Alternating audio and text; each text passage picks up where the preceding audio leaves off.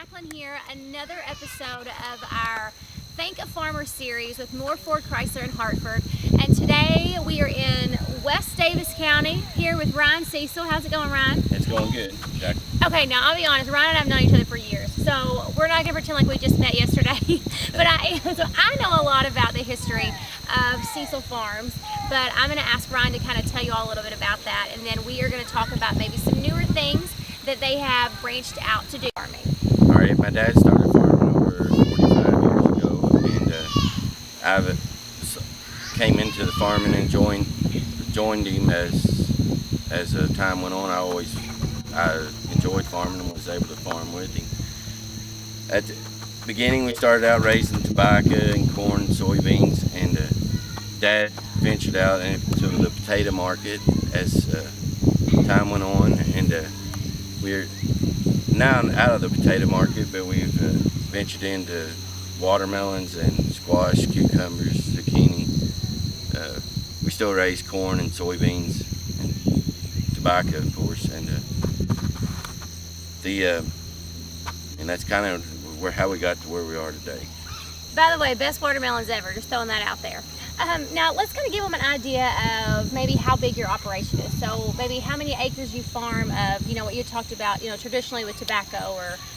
The tobacco, we raise 190 acres, and the watermelons, we partnered with Camoffs and have 200 acres, Camoff Brother Farms. And then as far as the vegetables, a variety of squash to cucumbers and broccoli and cabbage, all the variety stuff, we have about 10 acres of. And as far as corn and soybeans, it's around like 200 acres. So they do a lot here, and I'm going to ask you this because I already know the answer, but I know that you grew up like so many other people did they're in the agriculture field. You probably grew up riding in the combine, falling asleep with your dad in the tractor. So was there ever really a time that you thought, maybe I'll do something else besides farming, or is it just something that you always knew you were going to do? Well, it's something that I always enjoyed doing and had a good time doing, so I've always wanted to do it. There have been times that I've thought maybe I should have went a different route, but you got away with the good with the bad, and overall it's been a real enjoyable life. And which I failed to mention, my dad's also started custom spreading lime and fertilizer, and which I joined up with him in that also, because that was something else that helped expand our operation to where we could grow in other areas also. So let's talk about what's behind us. I know there's tons of stuff back here. What's this stuff right here? Well, we have soybeans right behind us, and then once we go down in the bottoms, we have watermelons, zucchini, squash, cabbage, peppers, tomatoes, cantaloupe. Just a large variety of everything. I'm so hungry right now. So for folks like me who don't really understand the process of what kind of work are we talking about here? Like, let's say for the watermelons, what kind of work are we talking about? Like, what's like the duration of their growing? Well, the watermelons, as far as, of course we'll set them with a setter on the plastic. It's a water wheel setter that actually pokes a hose in the plastic, and you actually put the plant in the ground by hand, and then you just have to irrigate, fertilize, and then we'll actually pick the watermelon plant, pick them 3 times before it's actually finished. Well, I definitely appreciate all the hard work because, like I said, delicious watermelons. But we are going to talk with your sister, Suzanne, and she is going to kind of give us a little insight because you guys kind of did things a little differently a couple years ago and kind of branched out with your produce. Yes, the CSA, and she can tell you a whole lot more about that. Sounds good. Okay, so I'm here with Suzanne Cecil White, which is Ryan's sister, and Suzanne handles a different side of Cecil Farms produce. So Suzanne, kind of give everybody, folks, first an idea of how it was for you growing up on a farm. Growing up on our farm, I didn't participate too awfully much. It was mostly my brother partnering with my dad, but we showed sheep, and every once in a while I'd help with harvesting potatoes, but other than that I didn't have much involvement with it. Oh, by the way, we have to give a shout out to Katie, because if we don't, we'll never get there. But Katie's the youngest sibling, and obviously the most important as the youngest. Yeah. So a couple years ago, you decided that it was time to move home, and you wanted to kind of take on a new role with the farm. So kind of tell them kind of what you did whenever you moved back home. Sure. After about 10 years as a high school math teacher, I moved back home and started a community-supported agriculture program, and where we have memberships for our farm. People buy shares and get local fresh produce throughout the whole season, May through October, delivered to their doorstep, which is very nice and convenient for people with very busy lifestyles, because everybody loves a farmer's market, but not everybody's schedule fits that time schedule to get there and buy it, so we're bringing it to them. Yeah, which is actually a really good, a great option too. Like, if you have a business, you can actually split things. So if your whole entire office wants to kind of go in together and kind of give folks an idea of maybe how your deliveries change throughout the season.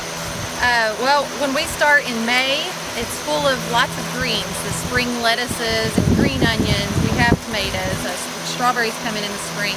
And now we're getting into July, where we're into watermelon, cantaloupe, sweet corn, peppers, squash, zucchini. We'll go into the fall, where you'll have your cool weather crops of broccoli and cabbage and sweet potatoes.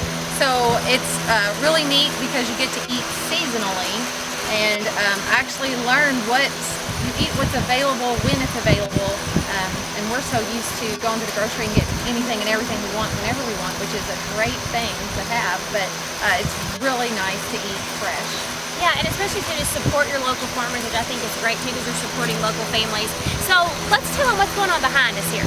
So here we have one of our greenhouses with tomatoes and cherry tomatoes, and we started quite a few greenhouses with our CSA. Some of our tomatoes we started in February. These were started a little later than that, and they're actually coming along pretty well. So just so y'all know, any type of farming is hard work, but especially when you walk through there and you pick those tomatoes. Not us, I didn't bring the right shoes today, I'm sorry. But they actually go through there and they put that out. So how long is the process? What all we have going on here? How many tomatoes are in here? Who knows? I couldn't tell you. Lots.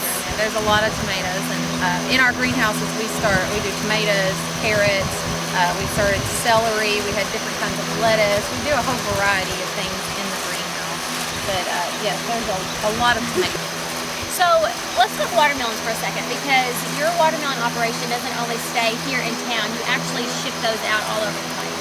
Yes, we started out, my dad and brother were in the potato business, and did potatoes for chips to Frito-Lay and Charles Chips and a lot of those businesses. And about 8 to 10 years ago, they transitioned over into watermelons on a large scale that we ship all across the country.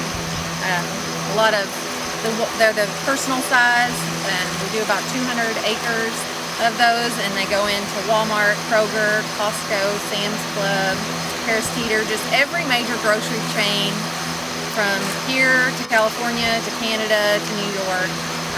You can find watermelons grown right here in Daviess County. Which is pretty cool. You can also find those watermelons.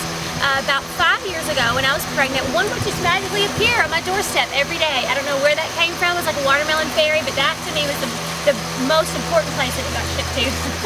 So did you think that was kind of an easy transition to kind of figure out the business and how to export those out of state? I don't think anything about farming is easy, and trying to move your product and getting plugged in with these major grocery chains is never easy. Their doors are not open. It's not easy. It definitely takes time and getting to know that you have a good product. We have to go through huge food safety standards and audits to be allowed to place these in the grocery stores for the safety of the consumer. So it's definitely a complex and challenging process. So looking back on your decision to, which you don't ever, I guess, stop being a teacher. You're a mom, so that's like a constant teaching thing. But are you happy with the decision that you made to be able to come back and to rejoin kind of your family business and to share that experience with your family? Absolutely. It's definitely a family thing with my children and my husband, and then working with my brother and my dad. I don't regret the decision at all. It's my life isn't any easier. The work isn't any easier, and it was kind of like starting over for me, starting my branch of the business. So I'm still trying to make it, you know. So it's definitely hard work. Speaking of children, ours are somewhere running around up there. Hope they're not hurting anything or destroying anything. Well, I will put your information for your CSA up online. It'll be right underneath this video, by the way, when you click on the article. That way folks can get more information about that. And you guys are at some local farmers markets here around the area? We are at the Owensboro Regional Farmers Market here in town. Is there anything else you want to tell them about kind of how y'all do things around here? I guess so. Ryan, you want to tell them bye? Come on, get in here.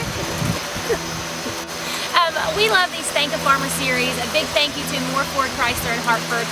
They wanted to really do something that this summer we could really focus on our tri-state farmers and our families that really make a difference in our communities, that bring food to the table. So thank you for having us out, Ryan. I appreciate it, Susan. Thank you so much. And you can learn more about Cecil Farms Produce on Facebook. Yes. And online. Yep, CecilFarmsPD.com. We'll have another episode of our Moore Ford Chrysler Thank a Farmer coming up next week.